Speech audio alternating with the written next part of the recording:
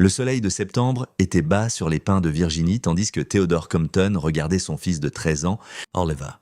Monté sur le siège passager de son pick-up, le garçon se déplaçait avec raideur, en favorisant son côté gauche.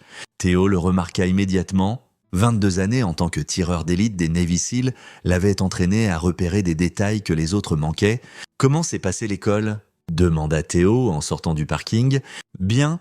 Oliver fixait la fenêtre. Théo jeta un coup d'œil au reflet de son fils dans la vitre. Un hématome violet fonçait le bord de sa mâchoire, à peine visible sous son col. « Olé !» Les épaules du garçon se tendirent. « Ce n'est rien.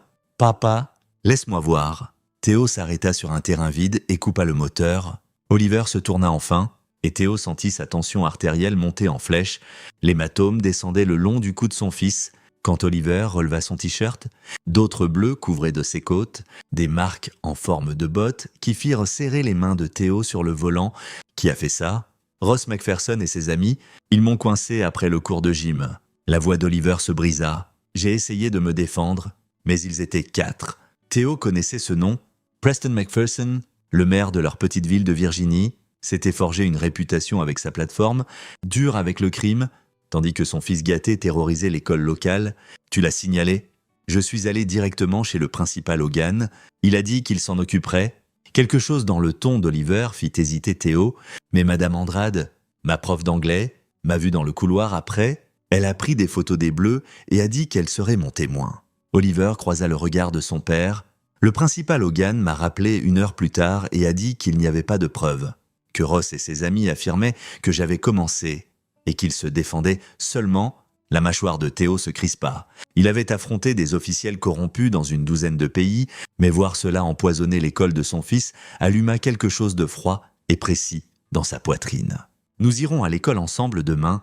Ce soir-là, après qu'Oliver se soit endormi, Théo s'assit dans son bureau à domicile et examina la situation avec la même approche méthodique qu'il avait utilisée pour planifier des opérations à Fallujah et Kandahar. Sa retraite des Seals, 3 ans plus tôt, avait été stratégique.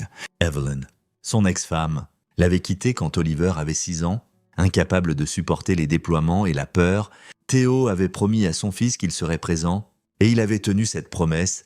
Il les avait déménagés dans cette ville tranquille, avait pris un emploi de consultant pour une firme de sécurité privée qui nécessitait peu de voyages et s'était concentré sur le rôle de père dont Oliver avait besoin. Il consulta le profil public de Preston McPherson. Le maire avait servi 2 mandats, avait remporté sa dernière élection haut la main et cultivait une image d'homme de famille et de patriote. Théo creusa plus profond, accédant à des bases de données auxquelles ses anciens contacts lui donnaient encore accès. Le tableau qui émergea était différent. Des plaintes déposées et rejetées, des poursuites civiles réglées discrètement. Un schéma d'intimidation qui remontait à des années. Son téléphone vibra. Un message de Myriam Andrade. « M. Compton, je voulais vous avertir. Le principal Hogan m'a demandé de supprimer les photos que j'ai prises. J'ai refusé. Il a menacé mon emploi. Je garde les preuves. Mais soyez prudents. Le maire a des gens partout. » Théo répondit par un simple merci. Mais son esprit explorait déjà des scénarios. Il avait passé 2 décennies à éliminer des menaces en territoire hostile. Les règles étaient différentes ici où étaient censées l'être, mais le principe sous-jacent restait le même. Identifier l'ennemi, évaluer ses capacités, exploiter ses faiblesses. Il ouvrit un tiroir verrouillé et en sortit un journal en cuir. À l'intérieur se trouvaient des contacts, des ressources et des capacités que la plupart des civils ignoraient. Il avait espéré ne jamais avoir à l'ouvrir à nouveau. Le lendemain matin, Théo et Oliver arrivèrent au collège Hillcrest 15 minutes avant la réunion prévue. Le principal Cecil Hogan était un homme maigre d'une 50aine d'années, aux yeux nerveux et à la poignée de main trop ferme. Son bureau sentait le café et les vieux papiers. M. Compton. Merci d'être venu. Hogan désigna les chaises en face de son bureau. Je voulais discuter du comportement d'Oliver. Le comportement de mon fils. Théo garda une voix neutre. Mon fils a été agressé par 4 autres élèves. Je suis ici pour discuter de ce que vous faites à ce sujet. L'expression de Hogan changea. La préoccupation polie fut remplacée par quelque chose de plus dur. J'ai enquêté sur l'incident de manière approfondie. Selon plusieurs témoins, Oliver a provoqué la confrontation. Il a fait des commentaires inappropriés sur la famille de Ross McPherson. Et quand Ross lui a demandé d'arrêter, Oliver est devenu violent. C'est un mensonge. Oliver commença à se lever, mais Théo posa une main sur son épaule. Avez-vous des preuves de cela ? Demanda Théo. Des déclarations de témoins de Ross, de ses amis et de 2 autres élèves présents, et les photos que Madame Andrade a prises des blessures d'Oliver. Le visage de Hogan se raidit. Madame Andrade n'avait pas l'autorisation de photographier des élèves. De telles photos seraient inadmissibles comme preuve et pourraient être des motifs pour son licenciement. Théo se pencha en avant. Mon fils a des bleus sur les côtes. Le dos, le cou, ce ne sont pas des blessures causées par une dispute de cours d'école. Elles ont été causées par une agression coordonnée. Je veux voir les images de la caméra de surveillance près du gymnase. Les caméras de cette section sont en panne. Comme c'est pratique, M. Compton. Je comprends que vous soyez contrarié, mais les faits sont clairs. Oliver a eu des problèmes de colère depuis le début de l'année scolaire. Ce n'est pas vrai ? Interrompit Théo, sa voix descendant dans un registre qui fit remuer Hogan sur son siège. Vous mentez pour protéger le fils du maire. Combien vous paie-t-il ? Ou est-ce juste de la peur ? Hogan s'élève. Je n'apprécie pas vos accusations.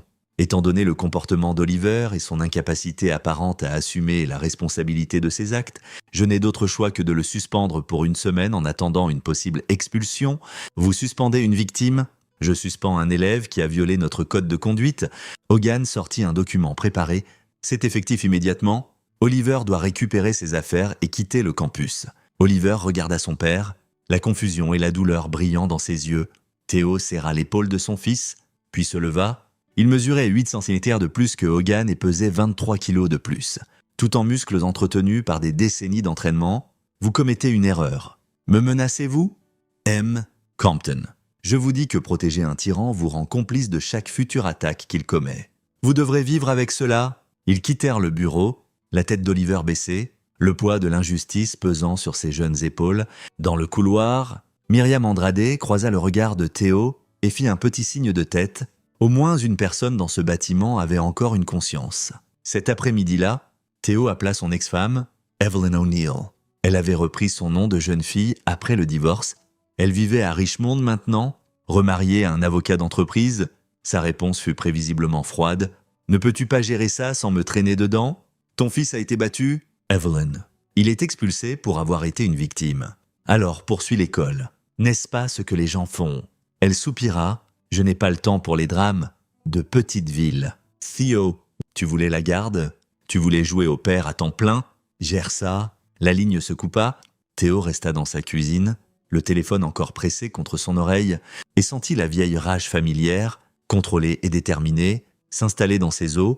Oliver méritait mieux que cela. Mieux qu'une mère qui s'en fichait et un système qui protégeait les puissants tout en écrasant les vulnérables. Ce soir-là, alors que Théo préparait le dîner, son téléphone sonna, numéro inconnu. Il répondit « Theodore Compton ». La voix était suave, confiante, dégoulinante d'un mépris à peine dissimulé. « Ici Preston McPherson. Je comprends que vous avez eu une réunion avec le principal Hogan aujourd'hui. » Théo posa son couteau. « Miley McPherson. Votre fils et ses amis ont envoyé mon fils à l'hôpital. Mon fils a remis le vôtre à sa place. » Interrompit McPherson. « Votre garçon a ouvert sa gueule. A fait des menaces contre ma famille. Ross s'est défendu. C'est la fin de l'histoire. Oliver a des bleus parce qu'il a été frappé au sol. 4 contre 1. Les garçons seront les garçons. Compton. Si votre fils ne peut pas se débrouiller, peut-être auriez-vous dû lui apprendre mieux.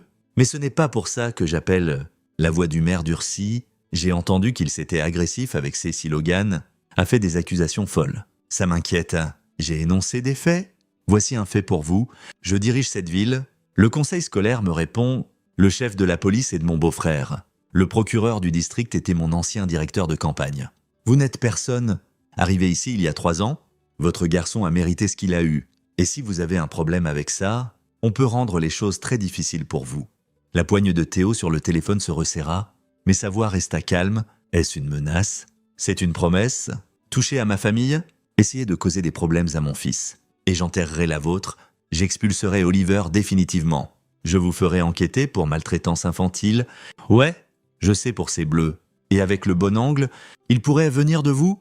Je détruirai votre réputation, vos perspectives d'emploi, tout. Comprenez-vous ? La ligne fut silencieuse sauf pour la respiration de McPherson, lourde, aggressive. La respiration d'un homme habitué à gagner par l'intimidation. Théo pensa à Oliver à l'étage, faisant ses devoirs avec des côtes meurtries. Il pensa à chaque seigneur de guerre corrompu, chaque commandant taliban, Chaque leader de cellule terroriste qu'il avait éliminé en 2 décennies, des hommes qui se croyaient intouchables jusqu'au moment où une balle de calibre 338 Lapua Magnum traversait leur crâne à 850 millilitres. Compris? Dit Théo calmement. Macpherson rit. Un son cruel et triomphant. Bien, gardez la tête basse. Compton. Et peut-être que votre fils terminera ses études sans plus de problèmes. Causez des ennuis et vous regretterez de ne pas être resté dans le bac à sable d'où vous venez. Le maire raccrocha. Théo resta longtemps dans sa cuisine, le téléphone encore en main, puis il alla dans son bureau, ferma la porte et ouvrit le tiroir verrouillé. Il sortit son journal, un ordinateur portable avec des disques chiffrés et un téléphone satellite connecté à un réseau très spécifique. 22 années dans les forces spéciales navales lui avaient appris beaucoup de choses. L'une des plus importantes, certains hommes ne comprenaient qu'un seul langage. La diplomatie, la loi, les appels à la décence, c'étaient des outils qui fonctionnaient avec les gens civilisés. Preston Macpherson n'était pas civilisé, c'était un prédateur en costume. Protégé par un système qui l'avait corrompu, Théo commença à passer des appels. Le premier fut à Lance Spalding, un ancien opérateur de la SEAL Team 6 qui dirigeait maintenant une firme d'investigation privée. « Lance, j'ai besoin d'un dossier complet sur Preston Macpherson, maire de Hillcrest, Virginie. Tout. Finances, associé, connexion criminelle, vulnérabilité, discrète, exhaustif, rapide, commande rapide, 72 heures. Lance siffla. C'est un boulot urgent. Quelle est la situation? Son fils a battu le mien et il a menacé d'enterrer ma famille si je riposte. Une pause. Alors j'aurai des résultats préliminaires demain soir. Rapport complet dans 3 jours. Et Théo, quoi que tu planifies, tu sais que je couvre tes arrières. J'apprécie. Frère, le deuxième appel fut à Andreas Reed, un spécialiste technique qui avait travaillé avec le JSOC sur des opérations cyber. Andreas, j'ai besoin de capacités de surveillance déployées sur la cible. Spectre complet, téléphone, ordinateur, véhicule, résidence, surveillance légale. Est-ce que ça importe? Pas pour moi. Je veux juste savoir si je facture ça comme consulting ou Ops Noir. Ops Noir. Roger. Envoie-moi le paquet cible. Le troisième appel fut à un numéro qu'il n'avait pas composé depuis 5 ans, un homme qui opérait dans les zones grises entre la loi et la nécessité, qui avait aidé à extraire Théo d'une prison syrienne quand le gouvernement prétendait qu'il n'existait pas. Tony Richards. Tony, c'est Théo Compton. Bon sang, je pensais que tu t'étais ramolli à la retraite. Il s'avère que la retraite ne me va pas. J'ai besoin d'équipement. Le vieux kit optique. Plateforme supprimée, équipement tactique, et je le veux propre. Commande propre. Propre comme un fantôme. Tony resta silencieux un moment. C'est du sérieux. Theo, de quoi parlons-nous? Un maire corrompu qui se croit intouchable. Il a menacé mon fils? N'en dis pas plus. J'aurai un paquet livré à ton point de dépôt demain soir. Mais Théo, sois prudent. Les règles sont différentes de ce côté-ci. Je sais, vraiment, parce qu'une fois que tu t'engages sur cette voie, j'ai déjà emprunté cette voie, interrompit Théo, le lieu est juste différent. Il raccrocha et ouvrit son ordinateur portable. Commençant la phase de collecte de renseignements, à minuit, il avait un profil préliminaire sur Preston Macpherson. À 2 heures du matin, il avait une liste des associés connus du maire, de ses propriétés et de ses arrangements de sécurité.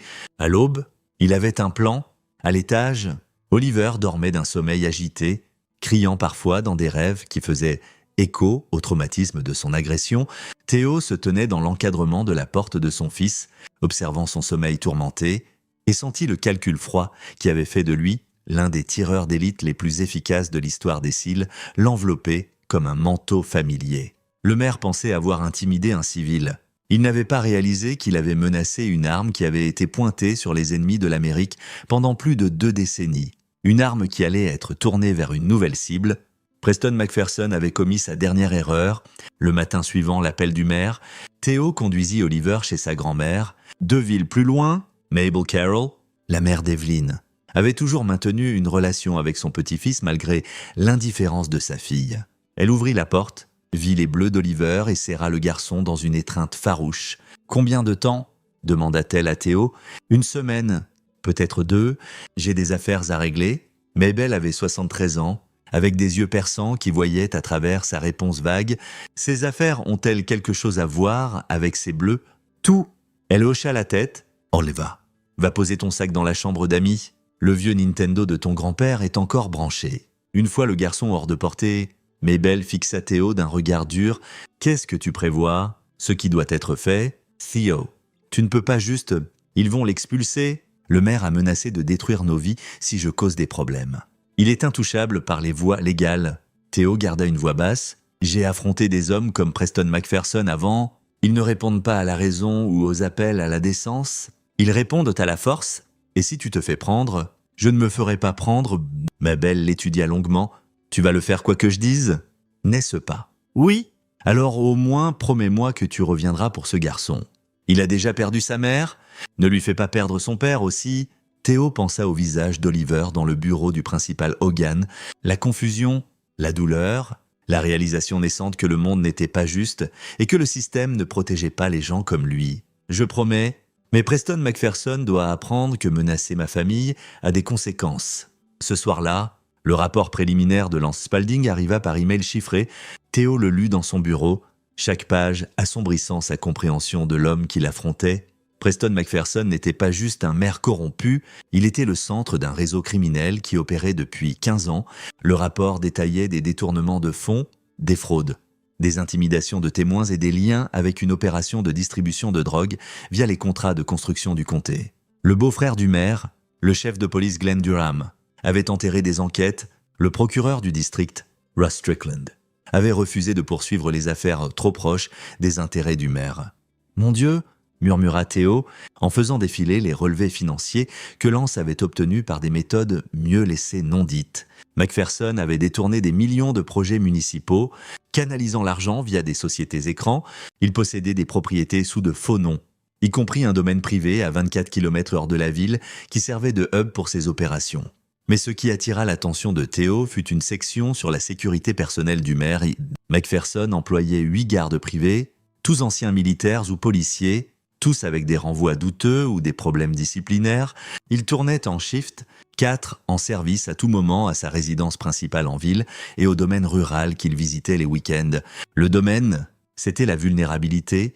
Le rapport de Lance incluait des photos aériennes d'imagerie satellite commerciale. La propriété s'étendait sur 28 hectares de terrain boisé avec une maison principale, 2 dépendances et une clôture périmétrique plus décorative que défensive. Les gardes étaient de bien armés mais complaisants. Les photos les montraient, fumant sur la terrasse arrière, véhicules garés n'importe comment, sans discipline tactique. McPherson visitait tous les samedis soirs, généralement avec des associés. Les autorités locales ne patrouillaient jamais la zone. C'était son royaume, son sanctuaire, l'endroit où il se sentait intouchable. Théo commença à esquisser un plan opérationnel, voie d'entrée, angle mort dans l'éclairage de la propriété, position probable des gardes, itinéraire de mouvement. Ses mains travaillaient automatiquement, mémoire musculaire de 1000 briefings de mission.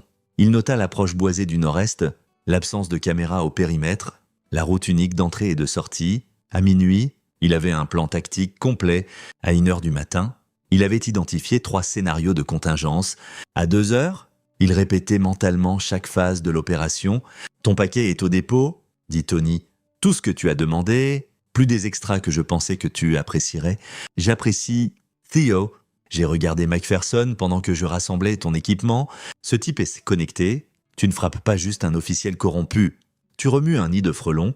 Bien que les frelons sachent qu'il y a des conséquences à piquer les mauvaises personnes. D'accord, mais je garde mon téléphone allumé. Si ça tourne mal, appelle-moi et j'aurai des assets d'extraction en mouvement en minutes. Ce ne sera pas nécessaire. Mais merci, frère. Théo conduisit au point de dépôt, une ferme abandonnée à 64 km à l'ouest, et récupéra la valise étanche que Tony avait laissée. À l'intérieur, un fusil supprimé, 300 Blackout, son arme préférée pour les combats rapprochés, un pistolet supprimé, Terwisi, des vêtements tactiques en camouflage forestier, des optiques de vision nocturne et assez de munitions pour un combat soutenu. Tony avait aussi inclus un couteau tactique, des liens zip et un petit kit médical. Théo passa la journée suivante en reconnaissance. Il passa 2 fois devant le domaine de McPherson, chronométrant la distance depuis la ville, identifiant les caractéristiques du terrain. Il randonna dans les bois du nord-est, se déplaçant silencieusement à travers les arbres, et observa la propriété depuis une position dissimulée à 600 mètres. À travers des jumelles, il observa la routine des gardes. Ils étaient négligents, pattern de patrouille prévisible, Longue pause entre les vérifications, trop de temps passé sur les téléphones ou à fumer. Ce n'étaient pas des opérateurs d'élite, c'étaient des muscles loués, confortables dans leur croyance que personne n'oserait défier le maire. Le soir, Andreas Reed avait déployé le paquet de surveillance. « Tu es en ligne ?» dit Andreas par appel chiffré. « J'ai un accès distant au téléphone portable de Macpherson, à son ordinateur domestique et au GPS de son véhicule. Plus un flux audio des dispositifs que j'ai réussi à placer dans son bureau. Comment as-tu fait ça? Tu ne veux pas savoir? Mais j'ai 48 heures avant que l'équipe de nettoyage ne trouve peut-être les micros. Qu'est-ce que tu cherches? Tout ce qui confirme les activités criminelles de Macpherson. Mais plus important, je veux connaître son emploi du temps pour ce week-end. » Ce soir-là, Theo écouta les enregistrements des appels téléphoniques de Preston Macpherson. L'arrogance de l'homme était stupéfiante. Il parlait ouvertement de truquer des contrats, d'intimider des témoins et d'utiliser sa position pour écraser quiconque le défiait. Dans un appel à son beau-frère, le chef de police, Macpherson rit de l'agression d'Oliver. Le gamin Compton a eu ce qu'il méritait. Glenn, Ross doit apprendre à se débrouiller et tabasser un morveux de militaire est un bon début. Si le père cause des problèmes, on s'occupera de lui. Bon sang, peut-être qu'on plantera quelque chose chez lui. De la drogue, des armes illégales, n'importe quoi, le ruiner complètement. Le rire de Glenn Durham résonna dans l'enregistrement. « Tu es froid, Preston? Mais c'est pour ça que tu gagnes. » Theo ferma les yeux et respira lentement, contrôlant la rage qui menaçait de submerger sa pensée tactique. Ces hommes voyaient les gens comme des obstacles, les vies comme des dommages collatéraux dans leur poursuite du pouvoir et de l'argent.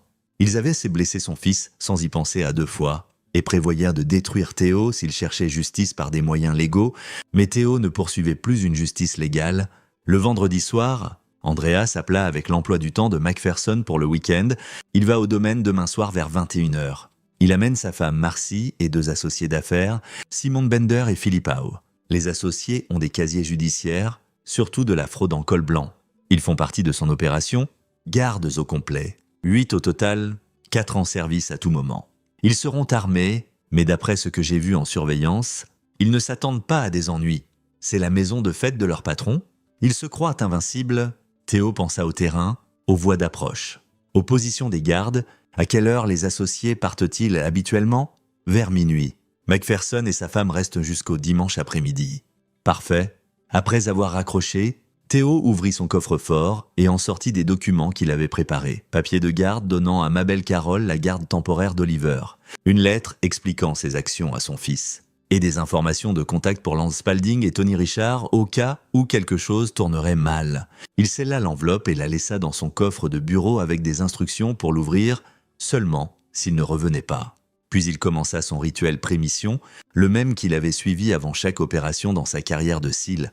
Il vérifia chaque pièce d'équipement 2 fois, inspecta les munitions, testa les armes, zérota au champ de tir privé que Lance avait sécurisé. Il passa en revue le plan mentalement, identifiant les points de défaillance et développant des réponses. À minuit, il était prêt. Samedi après-midi, Theo appela Oliver. Le garçon semblait mieux, distrait par le temps avec sa grand-mère et la distance du traumatisme scolaire. « Comment te sens-tu, petit ?»« Ça va, je suppose. Mamie m'apprend à cuisiner. On a fait des cookies aux pépites de chocolat. » Theo sourit malgré le poids dans sa poitrine. « Gardement, papa, vas-tu arranger ça ?»« Oui. » En m'assurant que personne ne menace plus notre famille, Theo pause. « Oliver, je veux que tu saches quelque chose. Ce qui t'est arrivé n'était pas ta faute. Les gens qui auraient dû te protéger ont échoué. Mais je ne t'échouerai pas. Jamais. Je sais, papa. » La voix d'Oliver était calme mais confiante. « Je t'aime.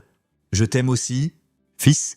À bientôt. » Après avoir raccroché, Theo resta assis en silence un long moment, puis il se leva, rassembla son équipement et commença la transformation de père civil en atout opérationnel. Il s'habilla en tenue tactique, enfila son porte-plaque et chargea ses armes. Il appliqua du camouflage facial, des motifs conçus pour brouiller ses traits en vision nocturne. Il vérifia ses optiques de vision nocturne, confirma que le suppresseur du fusil était bien attaché et vérifia qu'il avait l'équipement de communication au cas où il aurait besoin d'appeler des renforts. À 20h, il chargea tout dans son pick-up et conduisit vers le domaine. Il se gara à 8 km sur une route forestière, puis se déplaça à pied à travers les bois. La nuit était claire, température autour de 18 degrés. Conditions idéales, il se déplaça silencieusement, utilisant le terrain et la végétation pour se dissimuler. couvrant la distance en 90 minutes à 22h30. Il était en position à 600 mètres de la maison, dissimulé dans une dépression avec une vue claire sur la propriété. À travers sa lunette de vision nocturne, il observa la routine des gardes, chronométrant leurs mouvements. 2 étaient en patrouille, faisant le tour de la maison toutes les 20 minutes. 2 étaient à l'intérieur, visibles par les fenêtres. Le pattern était prévisible, négligent, exactement ce qu'il avait prévu. À 23h40, 2 voitures quittèrent la propriété, les associés d'affaires partant comme prévu, les gardes les saluèrent, puis retournèrent à leur poste. L'un alluma une cigarette, heure des amateurs. Théo attendit jusqu'à minuit, puis commença son approche. Il se déplaça à travers les bois comme un fantôme, réduisant la distance jusqu'à la clôture périmétrique. Les gardes étaient concentrés vers l'intérieur, confiants en leur supériorité. Ils ne savaient pas que quelqu'un arrivait. Ils ne savaient pas qu'une arme affinée par 2 décennies du plus intensif entraînement au combat au monde allait être déchaînée sur eux. Il atteignit la ligne de clôture et posa, observant. Un garde passa, radio crépitant avec un check-in ennuyé, périmètre nord clair. La réponse vint, paresseuse et insouciante, reçu, fait une autre ronde dans 21 minutes, largement le temps. Théo franchit la clôture et disparut dans les ombres de la propriété, commençant la phase finale de son plan. Le maire avait menacé d'enterrer sa famille. Ce soir, Preston McPherson allait apprendre ce que ça faisait d'être une proie. Le premier garde mourut sans savoir ce qui l'avait frappé. Théo s'était positionné derrière un chêne, près du coin nord-est du domaine. Observant le pattern de patrouille à travers ses optiques de vision nocturne, le garde, un homme corpulent dans la quarantaine avec un pistolet visible à la hanche, marchait son itinéraire avec l'ennui mécanique de quelqu'un qui n'avait jamais facing une vraie menace. Il vérifiait son téléphone au lieu de ses environs, erreur fatale. Quand le garde passa à moins de 1 mètre de la position de Théo, Théo bougea, son bras s'enroula autour de la gorge de l'homme en un étranglement sanguin. Tout en lui arrachant le pistolet de l'étui, le garde parvint à un seul gargouillis avant que l'inconscience ne le prenne. Théo maintint la pression 30 secondes de plus, assez longtemps pour s'assurer qu'il ne se réveillerait pas, mais assez sûr que la retenue importait encore. Ce n'était pas de la cruauté, c'était neutraliser des menaces. Il traîna le corps dans les buissons et prit la radio du garde, l'écouteur et les clés. La radio crépita. Check de position. Théo appuya sur le bouton d'émission, imitant la voix graveleuse du garde, secteur nord clair. Reçu, il se dirigea vers la maison, restant dans les ombres. L'éclairage extérieur de la propriété était conçu pour l'esthétique. Pas la sécurité, des poules de lumière entourées d'obscurité. Théo exploitait les trous, se déplaçant de couverture en couverture avec l'efficacité fluide d'une longue pratique. Le deuxième garde était plus jeune, plus alerte. Positionné près de l'entrée arrière, il scannait réellement son secteur plutôt que de fixer son téléphone. Théo respectait cela, celui-ci avait de l'entraînement, mais l'entraînement sans expérience récente de combat créait des patterns, et les patterns étaient exploitables.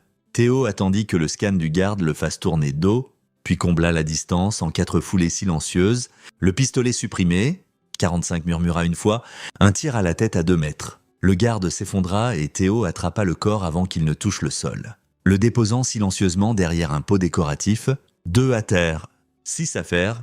La radio crépita à nouveau, chèque intérieur. Statut, Théo se dirigea vers la porte arrière en utilisant les clés du garde-mort, extérieur sécurisé. Transmit-il avec la voix du garde, j'entre pour du café, reçu, la porte s'ouvrit sur un vestibule menant à une grande cuisine.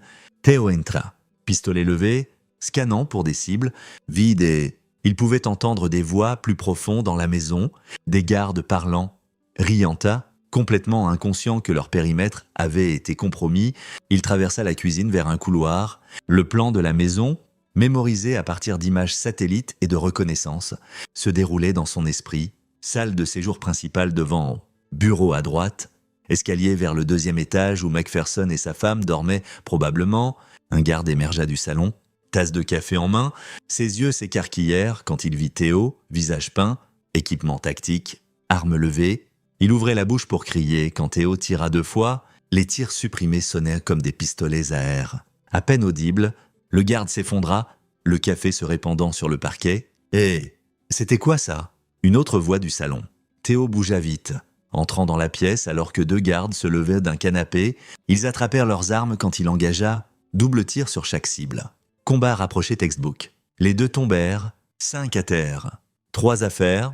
Des pas tonnèrent au-dessus. Quelqu'un avait entendu le bruit. Théo se dirigea vers les escaliers, se positionnant à un angle qui lui donnait la dominance visuelle sur le palier. Un garde apparut, fusil à pompe levée, et Théo le toucha à la poitrine avant qu'il ne puisse acquérir la cible. L'homme dévala les escaliers. 6 à terre. Qu'est-ce qui se passe? Bon sang, le cri vint d'en haut. Greg, rapporte. Théo monta les escaliers, se déplaçant tactiquement, vérifiant les coins. Le deuxième étage avait 4 chambres. Macpherson et sa femme se restent dans la suite principale. La plus grande chambre, au bout du couloir. Un garde surgit d'une des autres chambres, pistolet dégainé, mais sa technique négligée, paniqué. Théo plaça 2 balles au centre de masse, puis une à la tête. Exercice d'échec. Éliminer la menace avec certitude. Le garde s'effondra. 7 à terre. Un garde restant plus le maire et sa femme. Théo se dirigea vers la porte de la chambre principale. Elle était fermée, probablement verrouillée. Il pouvait entendre du mouvement à l'intérieur, des voix chuchotées effrayées. « Preston Macpherson » appela Théo, sa voix calme. « J'entre. Le garde que vous avez là-dedans peut se rendre ou mourir. À lui de choisir. Silence. » Puis, « Qui diable êtes-vous » ? « L'homme que vous avez menacé d'enterrer. Theodore Compton. » Une pause. « Vous êtes fou ? Vous avez tué ma sécurité ? La police va. Votre beau-frère ne vient pas. Personne ne vient. Vous êtes seul. » Théo entendit la voix du garde final. « Patron, je sors. »« Non !» La voix de Macpherson se brisa de peur. « Reste ici. Protège-nous. » Théo sourit sans humour. « Dernière chance. Garde.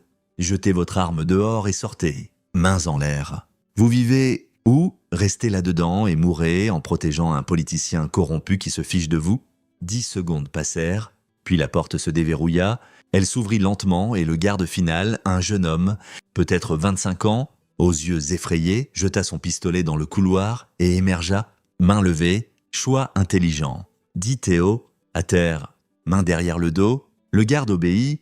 Théo lui attacha les poignets et les chevilles avec des liens zip, puis scotcha sa bouche. Vous serez trouvé demain matin. Coopérez avec l'enquête. Témoignez honnêtement. Et vous éviterez peut-être la prison. Il entra dans la chambre principale. Preston Macpherson se tenait près du lit en pyjama coûteux, tenant un téléphone. Sa femme, Marcy, se cachait derrière lui, le visage pâle de terreur. Le maire essayait de maintenir sa présence imposante, mais ses mains tremblaient. « J'ai appelé le 911, dit Macpherson. Ils arrivent. »« Non, vous n'avez pas. » Théo leva son pistolet. « Vous avez essayé d'appeler Glenn Durham, votre beau-frère, mais Andreas Reed a intercepté l'appel. La police ne vient pas. La façade de Macpherson s'effondra. Que voulez-vous? De l'argent? Je peux vous payer? Je veux justice pour mon fils. Vous l'avez fait battre et expulser pour avoir été une victime. Vous avez menacé de détruire ma famille. Maintenant, vous allez comprendre ce que ça fait? S'il vous plaît, gémit Marcy. Je n'ai rien fait. C'est le bazar de Preston. Tais-toi. Macpherson claqua à sa femme, puis se tourna vers Théo. Écoutez, je vais arranger ça. Oliver peut revenir à l'école. Ross s'excusera. Ross est votre fils. Il a appris la cruauté de vous. Une excuse ne signifie rien. Théo fit un geste avec son pistolet. Tous les deux en bas. Bougez. Ils descendirent. Macpherson en premier. Marcy sanglotant derrière lui. Théo les guida à travers la maison, passant devant les corps des gardes, à travers le salon éclaboussé de sang, et par la porte arrière. L'air nocturne était frais, épais de l'odeur de pain et du goût cuivré du sang. Où allons-nous? La voix de Macpherson monta en ton. Vous apprendre une leçon sur les conséquences. Derrière le domaine, Théo avait préparé pendant sa reconnaissance. Il avait trouvé un site de construction où le maire bâtissait une extension à la propriété, un autre projet de vanité financé par de l'argent détourné. Parmi l'équipement se trouvait une pelleteuse, et Théo avait passé 1 heure avant l'assaut à creuser un trou de 8 mètres de profondeur et de 1 mètre de long. Une tombe. Macpherson la vit et ses genoux fléchirent. « Non, non, s'il vous plaît. Vous ne pouvez pas entrer. Je vais avouer, je dirai tout à la police, je démissionnerai. Tout ce que vous voulez. » La voix de Théo était glaciale. « Vous avez menacé d'enterrer ma famille. Maintenant, vous allez vivre ce que ça fait. Entrez. » Marcy hurlait maintenant, incohérente de peur. Macpherson regarda le visage de Théo, la peinture de camouflage, les yeux froids, la certitude absolue, et réalisa qu'il fixait la mort. « S'il vous plaît, » murmura-t-il. « Je suis désolé. Je suis tellement désolé. » « Vous n'êtes pas désolé pour ce que vous avez fait. Vous êtes désolé d'avoir été pris. Théo fit un geste avec son pistolet et le maire descendit dans le trou. Sa femme le suivant, il se tenait au fond, levant les yeux vers lui avec des regards désespérés. « Suppliants !» Théo sortit son téléphone et prit des photos, puis il sortit un projecteur portable, l'orienta dans le trou et prit une vidéo. « Preston McPherson !» dit-il clairement, la caméra enregistrant. « Vous êtes un officiel corrompu qui a volé des millions, intimidé des témoins et permis à votre fils de brutaliser d'autres enfants. Vous avez menacé ma famille, c'est votre jugement. Vous allez avouer tout, chaque crime, chaque victime, chaque euro volé, et ensuite vous démissionnerez et vous vous livrerez aux autorités fédérales. Pas à votre police locale corrompue, je le ferai, je le jure, vous le ferez parce que si vous ne le faites pas, je reviendrai, et la prochaine fois, je ne m'intéresserai pas à la justice, je m'intéresserai à la vengeance. Comprenez-vous la différence ?» McPherson hocha la tête frénétiquement, des larmes coulant sur son visage. À côté de lui, Marcy s'était effondrée en un tas sanglotant. Théo baissa la caméra. « Vous avez 48 heures pour avouer, je regarderai.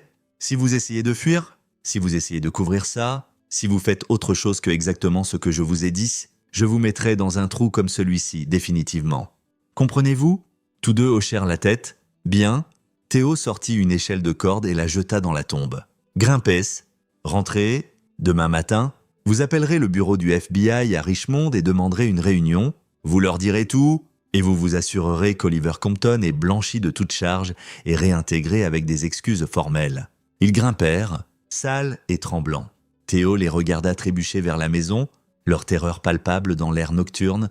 Il attendit qu'ils soient à l'intérieur, puis commença la phase d'extraction.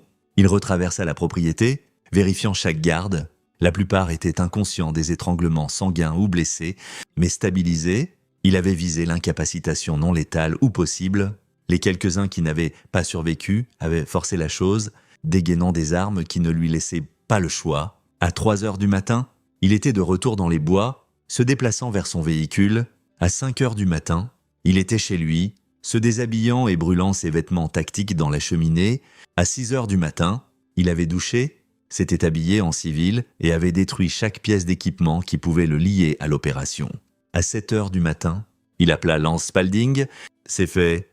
Bon sang, Theo, le scanner est en folie Kenna. Multiples victimes au domaine de McPherson. Le maire et sa femme trouvés traumatisés. Police et FBI convergent sur la scène. McPherson avouera « Assure-toi que les preuves que tu as rassemblées arrivent au FBI, déjà uploadées anonymement sur leur ligne de dénonciation. Ils auront tout, relevé financier, intimidation de témoins, détails du réseau criminel. Bien, Theo. Combien de corps? Aucun qui compte. » Il raccrocha et conduisit chez ma belle Carole. Oliver prenait le petit déjeuner quand Théo arriva, et son visage s'illumina. « Papa, tu es de retour ?» Théo serra son fils dans ses bras, sentant le poids de la nuit s'alléger légèrement. « Je t'ai dit que j'arrangerais ça. »« Vraiment ?»« Oui, tu seras de retour à l'école lundi, et Ross McPherson ne te dérangera plus. Comment as-tu... » Parfois, les gens doivent apprendre que leurs actions ont des conséquences. Le maire a appris cette leçon hier soir. Oliver regarda son père, le regarda vraiment, et vit quelque chose dans ses yeux qui le fit hocher lentement la tête. Il ne demanda pas de détails. Une partie de lui comprenait que son père avait franchi une ligne pour le protéger. Et cette connaissance était à la fois terrifiante et réconfortante. Ce soir-là, la nouvelle éclata. Preston McPherson s'était présenté volontairement au FBI, avouant des détournements de fonds, des fraudes, des intimidations de témoins et de multiples autres charges. Son beau-frère, le chef de police Glenn Durham, et le procureur du district Russ Strickland furent arrêtés comme co-conspirateurs. L'équipe de sécurité du maire avait été trouvée à son domaine rural, certains blessés, certains inconscients, tous vivants, mais traumatisés par ce qu'ils décrivaient comme un fantôme qui avait systématiquement démantelé leur défense. Personne n'était mort au domaine. Théo avait été prudent à ce sujet. Des corps morts déclencheraient une enquête intensive. Des survivants ne pouvaient y que témoigner avoir été surpassés par un assaillant hautement entraîné qui avait disparu dans la nuit. Preston McPherson, interrogé par le FBI, décrivit l'attaque mais affirma ne pas pouvoir identifier son assaillant. Les enquêteurs insistèrent, mais McPherson maintint qu'il avait été trop terrifié pour avoir une vue claire. Sa femme corrobora, décrivant un soldat des forces spéciales, mais sans détails identifiants. L'enquête du FBI sur l'attaque courut en parallèle à l'enquête sur la corruption. Ils trouvèrent la tombe derrière le domaine, l'équipement, Les preuves d'une opération soigneusement planifiée, mais aucune preuve physique liant quiconque à l'assaut, pas d'empreinte, pas d'ADN, pas de témoin pouvant fournir une description utile. Theodore Compton, interrogé dans le cadre de l'enquête plus large sur les victimes de Macpherson, fournit une déclaration sur l'agression et l'expulsion de son fils. Il exprima sa satisfaction que justice soit rendue, mais affirma n'avoir aucune connaissance de l'attaque sur le domaine du maire. « J'étais chez moi cette nuit-là », dit-il à l'agent du FBI, « vous pouvez vérifier les données de localisation de mon téléphone portable. » Ils le firent, elle le montrait chez lui. Ce qu'elle ne montrait pas, parce qu'Andreas Reed s'en était assuré, c'était que les données avaient été falsifiées. Dans la semaine, le principal Cecil Hogan fut licencié, Myriam Andrade fut promue principale intérimaire, Oliver retourna à l'école où Ross Macpherson, maintenant face à des charges juvéniles d'agression et transféré dans une académie privée à 3 comtés de là, n'était plus une menace. L'histoire domina les nouvelles régionales pendant des mois. Preston Macpherson plaida coupable pour éviter un procès. Recevant une sentence de 15 ans en prison fédérale, son réseau criminel s'effondra. Des dizaines d'associés arrêtés ou en fuite. La ville de Hillcrest subit une transformation alors que la corruption fut éradiquée et des officiels honnêtes remplacèrent les comparses de Macpherson. Theo observa tout se dérouler avec une satisfaction tranquille. Il avait démantelé un système corrompu, protégé son fils et envoyé un message qui résonnerait dans la région. Certaines lignes ne devaient jamais être franchies. Oliver ne demanda jamais directement ce que son père avait fait cette nuit-là. Mais parfois, quand ils s'asseyaient ensemble à regarder les nouvelles, le garçon jetait un regard à Theo avec un mélange d'admiration et d'amour qui n'avait pas besoin de mots. 6 mois plus tard, un samedi matin, Theo et Oliver se tenaient au bord d'un champ de tir. Theo enseignait à son fils à tirer, non pour la violence, mais pour la discipline, le respect du pouvoir et la compréhension des conséquences. « Pourquoi m'enseignes-tu ça ?» demanda Oliver en alignant son tir. « Parce que le monde n'est pas juste, parce que des gens comme Preston Macpherson existent, non, parce qu'un jour, tu pourrais avoir besoin de te protéger ou de protéger quelqu'un que tu aimes. » Theo posa une main sur l'épaule de son fils. « Mais plus important, je t'enseigne que le pouvoir, que ce soit la force physique, l'habileté avec une arme ou l'influence, vient avec une responsabilité. Tu l'utilises pour protéger, pas pour tyranniser, pour défendre, pas pour opprimer. Comprends-tu » Oliver baissa le fusil et regarda son père. « Comme tu m'as protégé, exactement comme ça. » Ils reprirent le tir, père et fils, unis par un lien forgé dans le feu de l'injustice et testés par le poids d'une action nécessaire. Au loin, par-delà les cibles et la ligne des arbres, le monde continuait de tourner, un peu plus conscient, juste un peu plus, que certains hommes, quand on les pousse, ripostaient avec une précision dévastatrice. Preston Macpherson passerait la décennie suivante en prison fédérale, hanté par les souvenirs de cette nuit. Les ombres, l'efficacité froide, la certitude absolue qu'il avait rencontré quelqu'un pour qui la violence n'était pas un choix, mais une langue qu'il parlait couramment. Il apprit trop tard que menacer la famille d'un guerrier n'était pas juste dangereux, c'était fatal pour tout ce qu'il avait construit.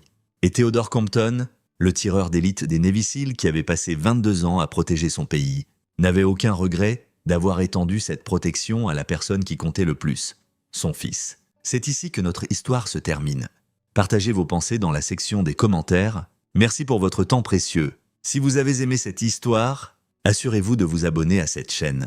Cela m'aiderait beaucoup. Cliquez sur la vidéo que vous voyez à l'écran et je vous verrai.